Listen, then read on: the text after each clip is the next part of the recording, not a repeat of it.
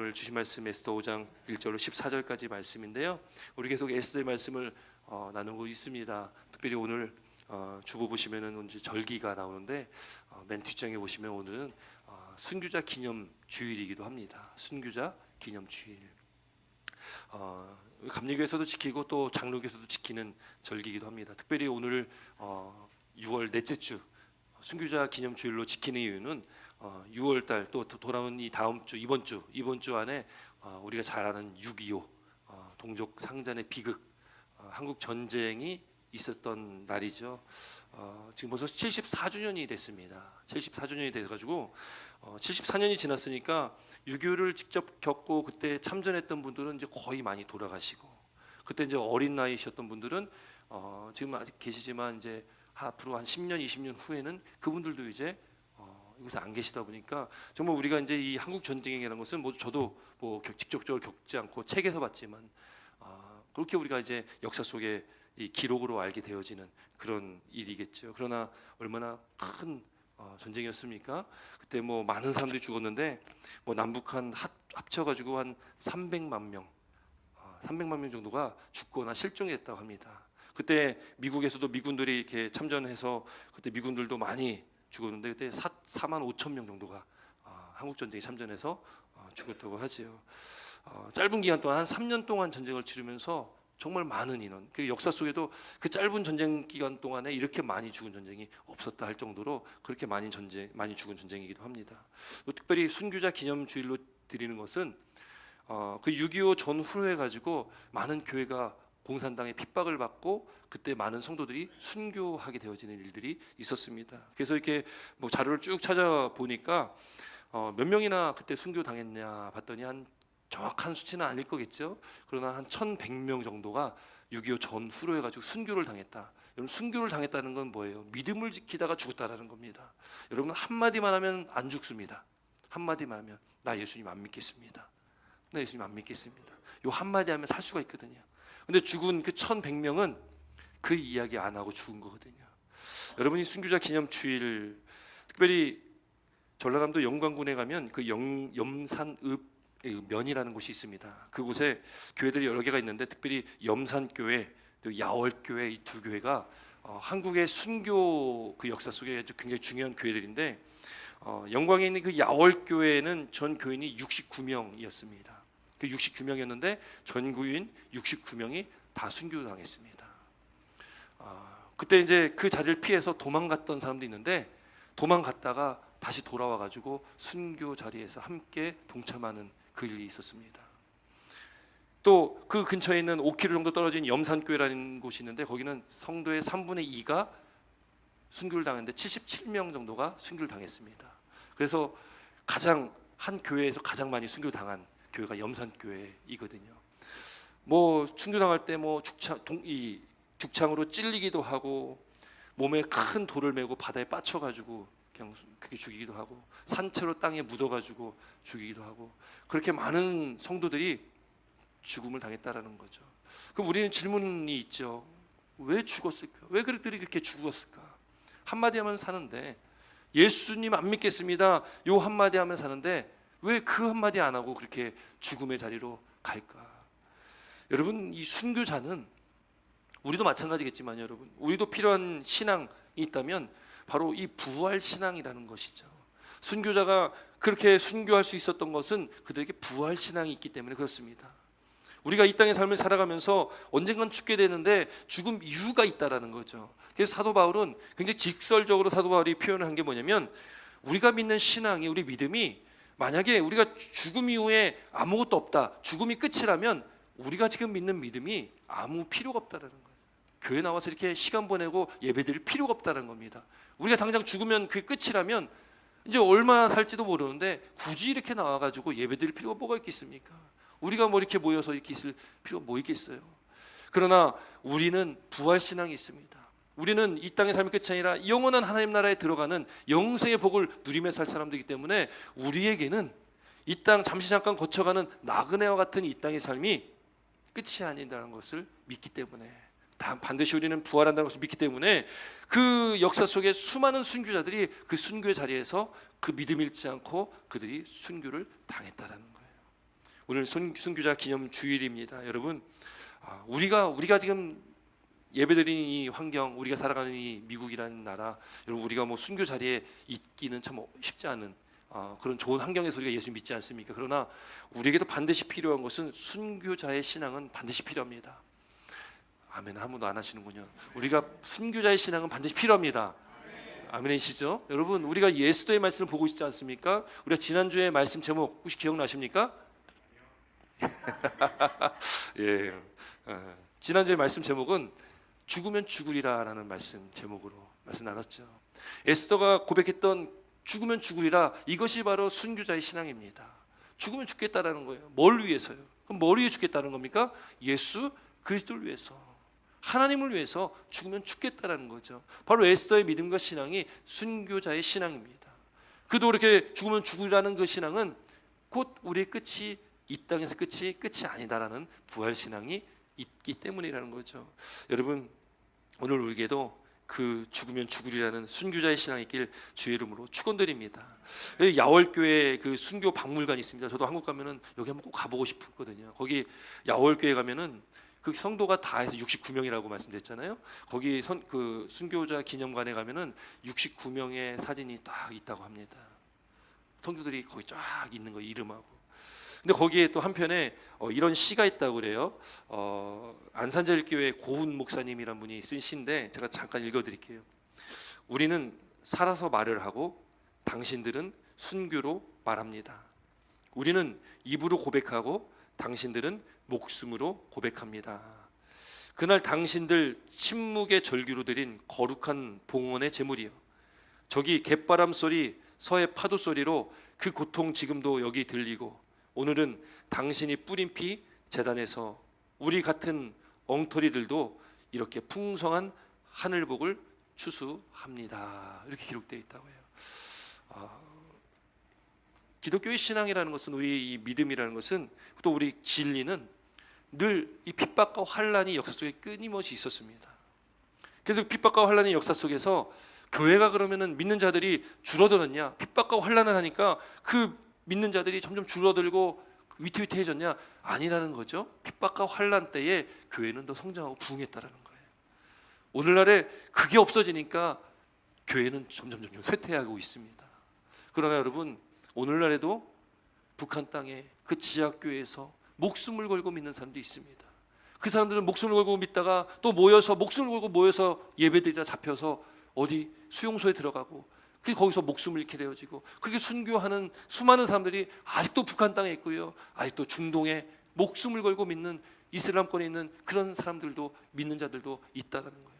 폭탄 테러도 많이 일어나잖아요. 교회 같은데 폭탄 테러 일으키고, 오늘날에도 그렇게 순교자의 신앙을 갖고 그렇게 믿는 자들이 있다. 여러분, 그럼 우리도, 여러분, 이 순교자의 신앙 안에서 우리가 살아가시고, 또 오늘 이 에스더의 말씀을 통해서 우리도 죽으면 죽으리라는 믿음과 신앙으로 우리에게 주어진 삶을 살아가는 저와 여러분 되시기를 다시 한번 축원드립니다.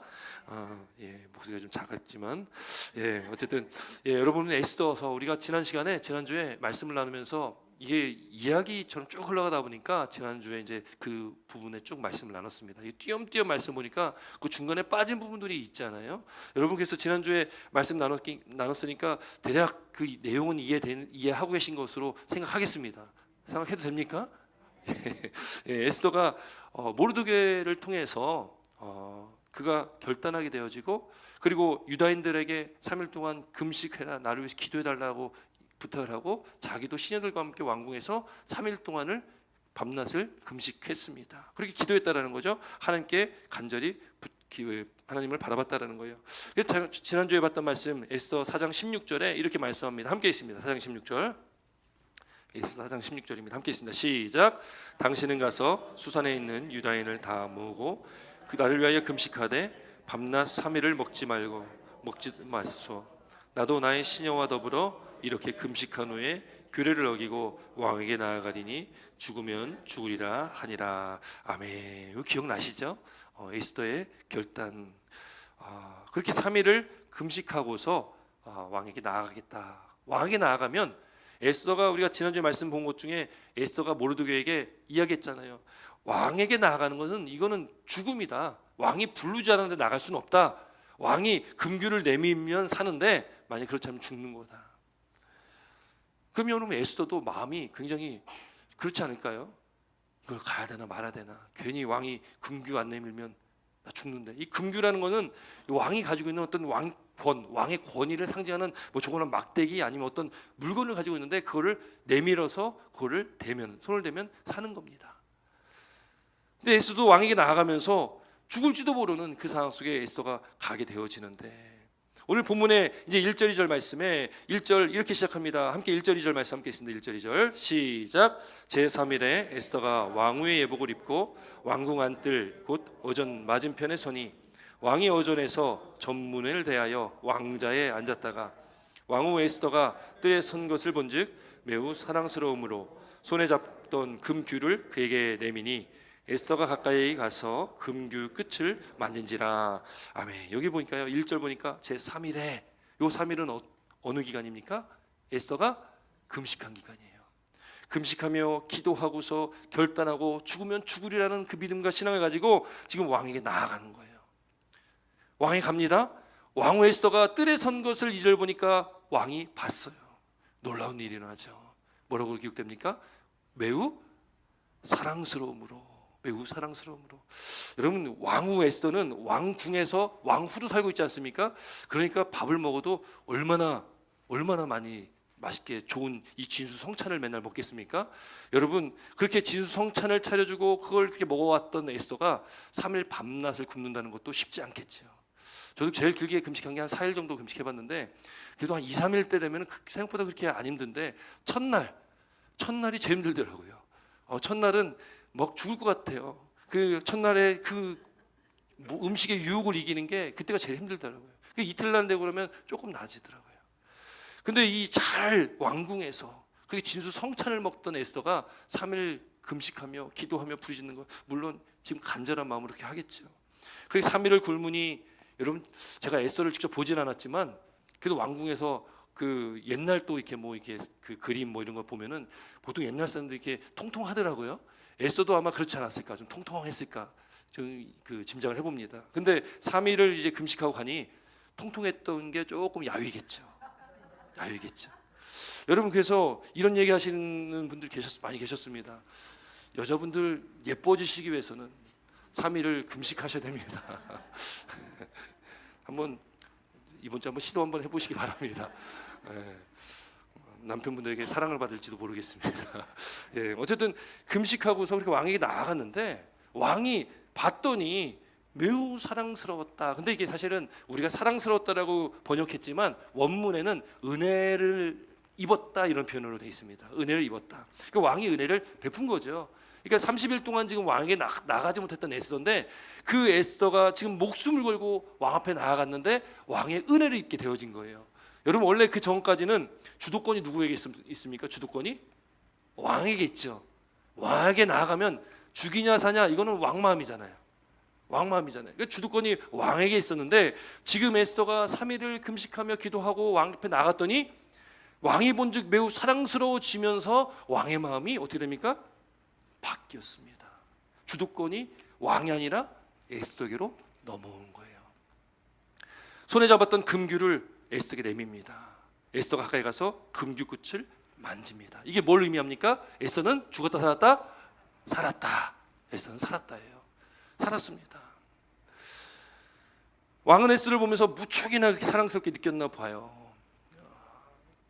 그리고는 오늘 본문 말씀 보니까 얼마나 사랑스러웠는지 여기 본문 3절 말씀 보니까 왕이요 에스더에게 이렇게 말을 합니다. 3절 말씀 함께 있습니다. 3절입니다. 시작. 왕이 이르되 왕후 에스더여 그대 소원이 무엇이며 요구가 무엇이냐 나라의 절반이라도 그대에게 주겠노라 하니. 왕이 얼마나 마음에 감동을 했는지 그렇게 아름다워 보이고 사랑스러워 보였는지 네 소원이 뭐냐 네가 원하는 거 다 들어줄게 나라의 반이라도 내가 줄게 이렇게 얘기하는 거예요. 근데 이 표현은 사실은 좀 이 상투적인 이야기죠. 왜냐하면 그렇다고 뭐 나라의 반을 정말 띄어가지고 이 에스더에게 주겠습니까? 왜냐면 이 말씀이요. 저기 신약 성경에 가면 마가복음 6장에 가면 헤롯과 헤롯 그 아내였던 헤로디아의 딸 요 대화에서도 똑같은 내용이 나오거든요. 헤로디아의 딸 그 헤로디아 딸이 춤을 췄는데 그게 헤롯왕에게 기쁨을 줬습니다. 그래서 헤롯왕이 이야기하는 거예요. 마가복음 6장 보면은 무엇이든지 내가 원하는 것을 내게 구하라, 내가 줄 거야. 그리고 또 맹세하기를 무엇이든지 내가 내게 구하면 내 나라의 절반까지도 주겠다, 이렇게 얘기하는 거예요. 똑같이 얘기잖아요. 나라의 절반까지 주겠다. 그러니까 이 표현은 왕이 지금 그 에스더에게 정말 에스더가 말하는 뭐든지 지금 다 들어줄 심상인 거죠. 여러분, 이 모든 일이 하나님의 섭리 가운데 일어나고 있다. 여러분, 이것이 에스더의 핵심입니다. 하나님이 등장하지 않습니다. 하나님이 어떤 말씀도 하지는 않습니다. 그런데 이 모든 진행되는 것들이 하나님의 섭리 가운데 진행되고 있다는 것을 우리는 늘 그걸 기억해야 되고 그렇게 말씀을 보셔야 돼요. 에스더가 왕비 된 것도 모르드게가 얘기한 것처럼 왕후가 된 것도 이때를 위함이 아닌지 어떻게 하냐?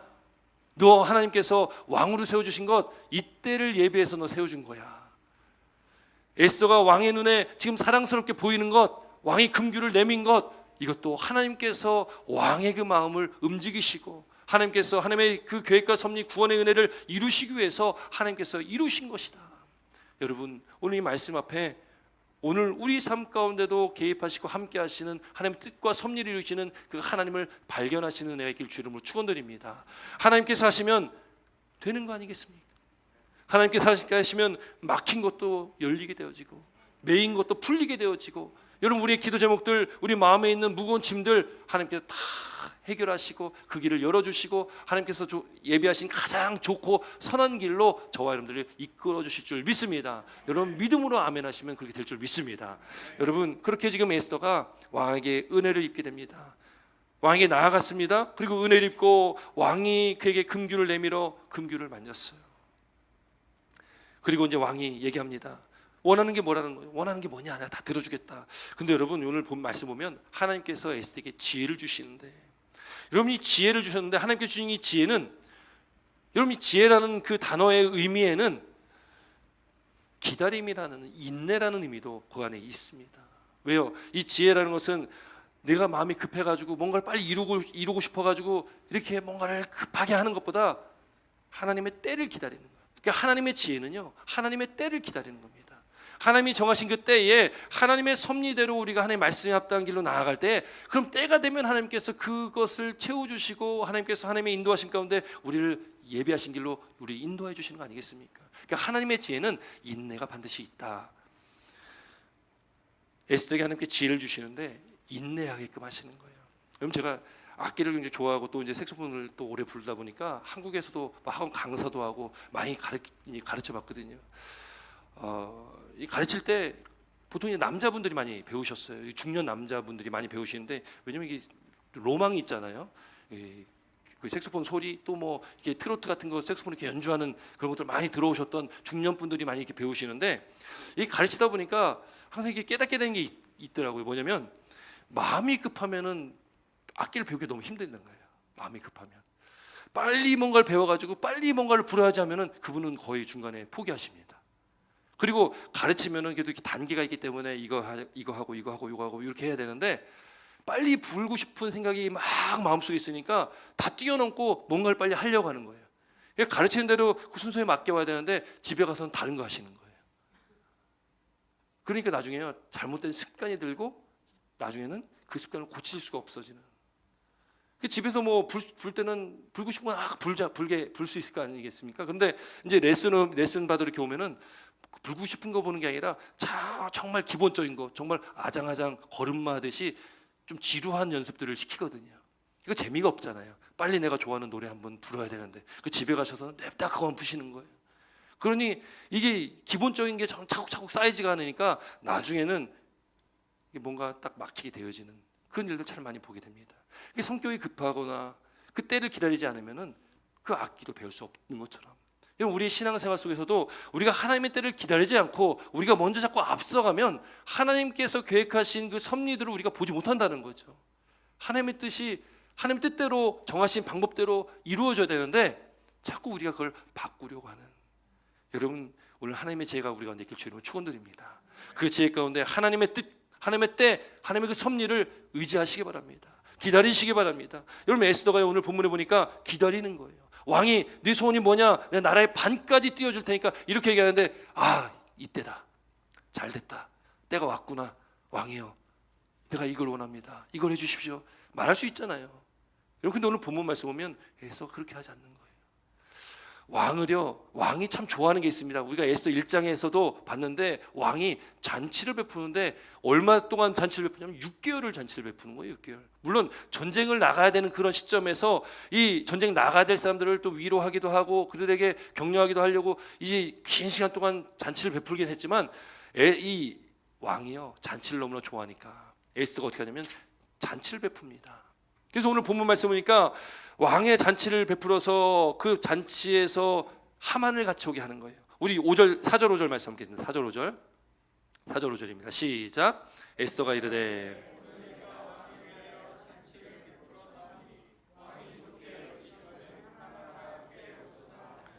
왕이 이르되 에스더가 말한 대로 하도록 하만을 급히 부르라 하고 이에 왕이 하만과 함께 에스더가 베푼 잔치에 가니라.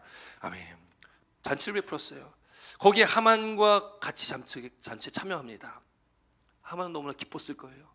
왕이 나를 2인자로 세워준 것도 기쁜데 왕후까지 나만 불러가지고 이렇게 잔치를 베푼다? 하만은 너무나 기뻤을 겁니다. 그런데 그때 이제 잔치 자리에서 왕이 이제 에스더에게 또 묻는 거예요. 6절 말씀 함께 6절입니다. 시작. 잔치에 술을 마실 때에 왕이 에스더에게 이르되 그대의 소청이 무엇이뇨? 곧 하겠노라. 그대의 요구가 무엇이뇨? 나라의 절반이라도 할지라도 시행하겠노라 하니. 지금 또 반복해 또 얘기하잖아요. 또 얘기하지 않습니까? 지금 보면 왕이 진짜 에스더에게 푹 빠졌어요. 여러분 3일 금식입니다. 3일 금식. 한번 해보시기 바랍니다. 왕이 푹 빠졌어요. 지금 또 똑같은 얘기를 또 반복합니다. 그런데 에스더가 여기서 또 얘기하냐? 아니, 얘기를 안 합니다. 이 왕이 생각했을 때 열받지 않을까요? 아니, 이것 봐라, 이거 한번 기회 줬으면 그 다음에 얘기를 해야지 또 얘기를 하네? 그래서 에스더가 얘기하는 거예요. 내일 잔치에 하만하고 다시 한번 오세요, 얘기를 합니다. 그러니까 오늘 8절 말씀 보니까 잔치에 또 오소서 이렇게 얘기하는 거예요. 이제 그 다음 잔치는 7장에 나오게 되어지는데 그때에 이 에스더가 하만의 음모에 대해서 왕에게 이야기를 하게 됩니다. 여러분, 이렇게 3번이나 2번, 3번 이렇게 기회를 줬는데 그때에 인내하고 기다리고 때를 보고 그때에 하나님께서 주신 지혜로 그렇게 하만의 음모를 이야기했을 때에 하만의 음모가 다 드러나면서 이제 여러분 드라마나 영화를 보면은 이 클라이막스가 있지 않습니까? 뭔가 이게 끝으로 가기 위해서 보면은 악인과 의인이 항상 나오는데 여러분, 악인은 초반부터 어떻게 돼요? 잘 됩니까? 못 됩니까? 잘 되잖아요. 잘 되고 뭐 잘 풀리잖아요. 근데 이제 처음에는 의인은, 착한 사람은 처음에는 잘 안 됩니다. 어렵게 뭐가 올라갑니다. 근데 나중에 이제 어느 시점에 가면은 그때부터 뭔가 이게 조금씩 복선이 깔리면서 뭔가 이제 이게 뒤바뀔 것처럼 이제 분위기가 흘러가게 되죠. 결국 마지막에 어떻게 됩니까? 악한 사람은 나중에 안 되고 착한 사람은 나중에 잘 된다. 이렇게 보통 드라마가 진행되는 거잖아요. 오늘 5장의 말씀이 약간 그 지점입니다. 클라이막스의 지점이에요. 이제 하만과 이 모르드게 또 에스더 요 입장이 바뀌게 되어지는 그 시점에 있습니다. 하만이 그렇게 유다인들을 다 죽이기 위해서 꾀를 가졌고 그리고 이제 왕에게 말해서 왕이 조서를 내려가지고 이제 12월 달 되면은 유다인들 다 진멸시키는 때가 올 거예요. 그러나 하나님께서 그 모든 일들 가운데 개입하시고 또 이 모든 일들을 진행하셔서 입장이 바뀌게 되는 거예요. 오늘 14절 말씀 함께 있습니다.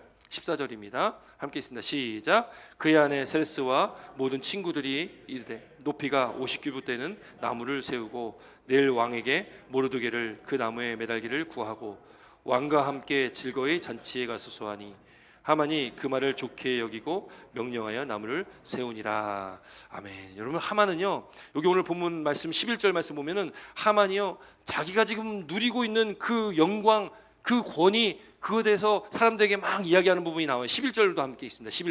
11절입니다. 시작. 자기의 큰 영광과 자녀가 많은 것과 왕의 모든 지방관이나 신하들보다 높인 것을 다 말하고. 그러니까 하만이 지금 높은 줄 모르고 지금 왕의 그 다음 2인자가 돼가지고 자기가 할 수 있는 모든 것을 할 수 있는 위치가 됐어요. 근데 딱 하나, 늘 눈에 가시, 늘 자기 마음대로 안 되는 사람 한 명이 딱 있었습니다. 그 이름이 누구예요? 모르드게였어요. 모르드게가 대궐 문 앞에서 뭔가 맡은 일을 할 때에 하만이 늘 대궐 문 앞을 지나야 되잖아요. 맨날 지날 때마다 모르드게가 하만을 그냥 무시해 버리는 거예요. 굽혀 절하지도 않고 아는 척도 안 하는 거예요. 그러니까 하만이 다른 건 다 자기가 가졌는데, 힘도 있고 권력도 있고 자녀들도 많고 돈도 많고 다 가졌는데, 저 모르드게 때문에 늘 마음이 화가 있는 거예요. 어떻게 하면 죽일까? 어떻게 하면 저 민족을 죽일까? 그 궁리를 거 아니에요? 그랬더니 오늘 보니까 14절 말씀에 그 아내와 친구들이 50규빗 되는 나무, 이거 굉장히 높은 겁니다. 아파트로 치면 뭐 6층, 7층 되는 높은 나무인데 그거를 달아가지고 거기다가 모르드게를 거기다 달아라, 이 얘기를 해주는 거예요. 그럼 결국 그 장대에는 누가 달리게 됩니까? 하만이 달리게 되는 거예요. 모르드게는 하만이 있었던 그 위치에 모르드게가 올라가게 됩니다. 그 말씀이 이제 다음 주 또 진행되게 될 텐데, 여러분 이 본문의 말씀을 통해서 여러분 결국 하나님께서 모든 섭리 가운데 하나님의 일을 이루시는 것을 우리가 또 보게 됩니다. 오늘 이 하루도 또 한 주간의 삶을 우리가 살아갈 때에 하나님께서는 여전히 저와 여러분들의 삶에 개입하시고 하나님의 일들, 하나님의 섭리를 이루어 나가실 것입니다. 여러분 그때에 여러분 우리는 어떻게 됩니까? 여러분 에스더처럼 여러분 그런 순교자의 신앙을 가지시길 주로 축원드립니다. 죽으면 죽으려는 믿음을 가지시기 바랍니다. 하나님이 우리에게 원하는 그 사랑, 여러분 사랑은 99%가 돼도 안 되잖아요. 그럼 사랑은 99%를 날 사랑하고 1%를 다른 사람 사랑하면 안 되잖아요. 하나님이 원하시는 사랑은 100%의 사랑입니다. 그 100%의 사랑을 먼저 하나님께서 저와 여러분들에게 주셨어요. 어떻게 해요? 그 독생자 예수님을 이 땅에 보내주시고 저와 여러분들 대신하셔서 십자가 달려 죽게 만드셨고, 죽어야 될 우리가 그 죽음 가운데 예수님께서 우리를 살려주셔서 우리는 구원받은 인생, 우리는 이제 죽음을 향하여 나가는 것이 아니라 영원한 삶을 위해서 우리는 나아가고 있지 않습니까? 여러분 그렇게 우리를 사랑하셨던 하나님, 그 주님의 사랑을 우리가 입었다면, 여러분 우리도 우리에게 주어진 삶 속에 하나님을 그렇게 우리도 사랑하기를 주님으로 축원드립니다. 마음을 다하고 뜻을 다하고 생명을 다해서 전심으로 너희 하나님을 사랑하라. 그 사랑 안에 오늘도 거하고 또 이 한 주도 그 사랑 안에 거하시고 그 순교자 신앙으로 하나님의 기쁨이 되어지는 저와 여러분 되시기를 주님의 이름으로 축원드립니다. 그 은혜 가운데 우리가 감사와 기쁨으로 하나님께서 기뻐 쓰시는, 기뻐 받으시는 그런 예배자의 삶, 바로 저와 여러분의 삶이 되시기를 다시 한번 축원드립니다. 기도드리겠습니다. 주님 감사합니다.